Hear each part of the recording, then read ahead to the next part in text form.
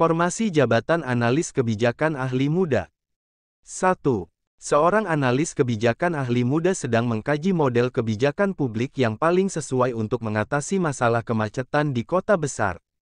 Model kebijakan publik yang menekankan pada perubahan kebijakan secara bertahap dan menghindari perubahan radikal adalah A. Model rasional. B. Model inkremental. C. Model mixed scanning.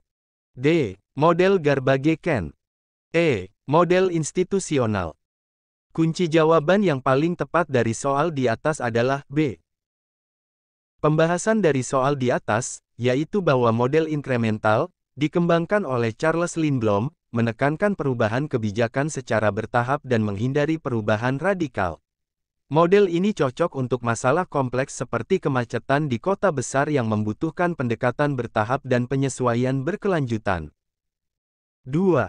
Dalam menganalisis kebijakan transportasi umum, seorang analis kebijakan ahli muda menggunakan pendekatan yang menekankan pada pengumpulan data empiris, pengujian hipotesis, dan penggunaan metode ilmiah. Pendekatan ini termasuk dalam kategori A. Pendekatan normatif. B. Pendekatan postpositivis. C. Pendekatan empiris. D. Pendekatan interpretatif. E. Pendekatan konstruktivis.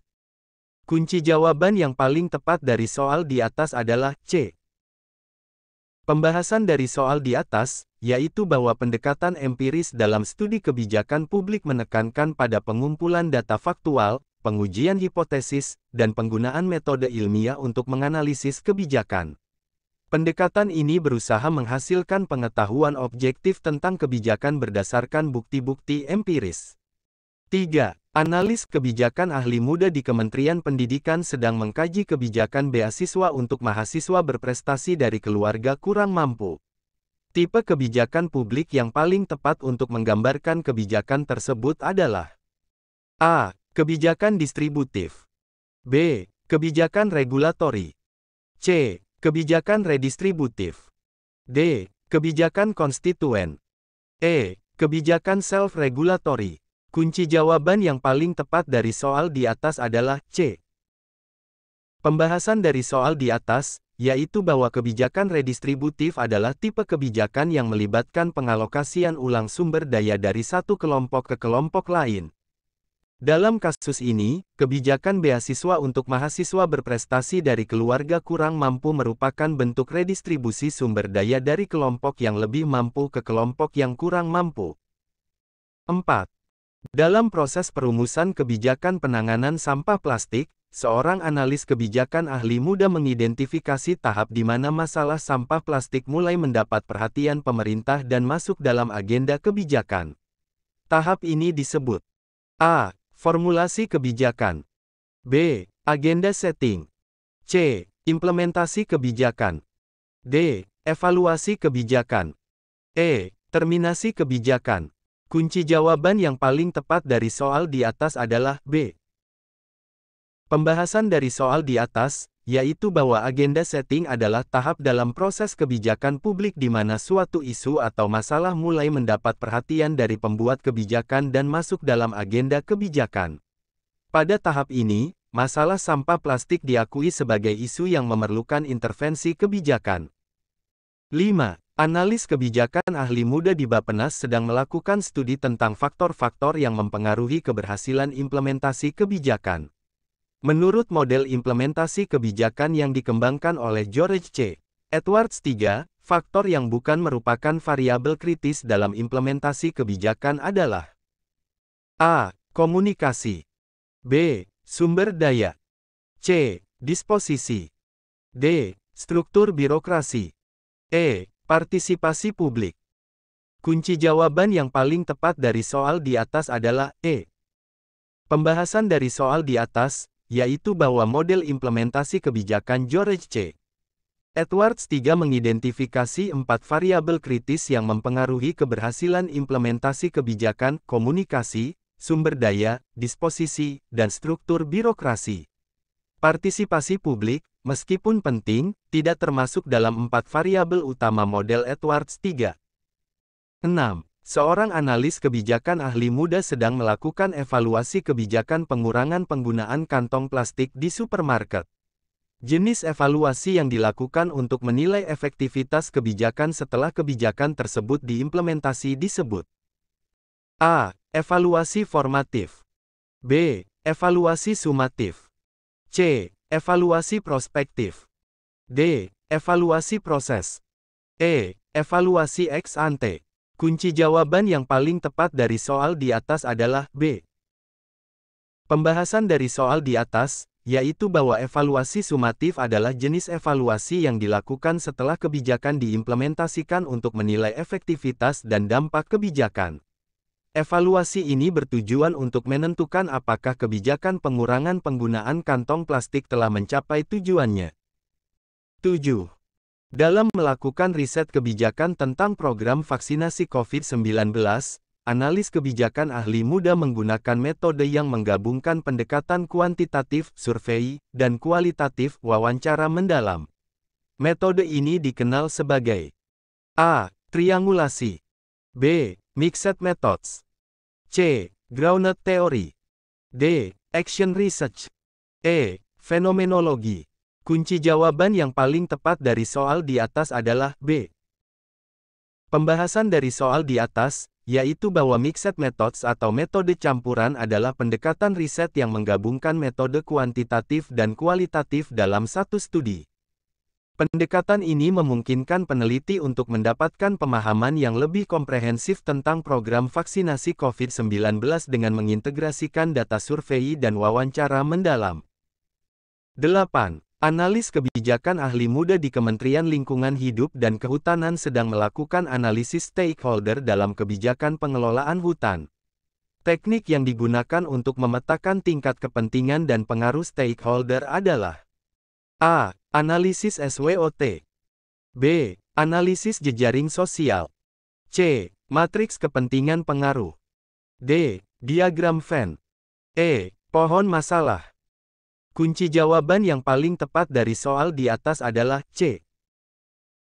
Pembahasan dari soal di atas, yaitu bahwa matriks kepentingan pengaruh adalah teknik yang digunakan dalam analisis stakeholder untuk memetakan tingkat kepentingan, interest dan pengaruh influence dari berbagai pemangku kepentingan dalam suatu kebijakan. Teknik ini membantu mengidentifikasi stakeholder kunci dalam kebijakan pengelolaan hutan. 9.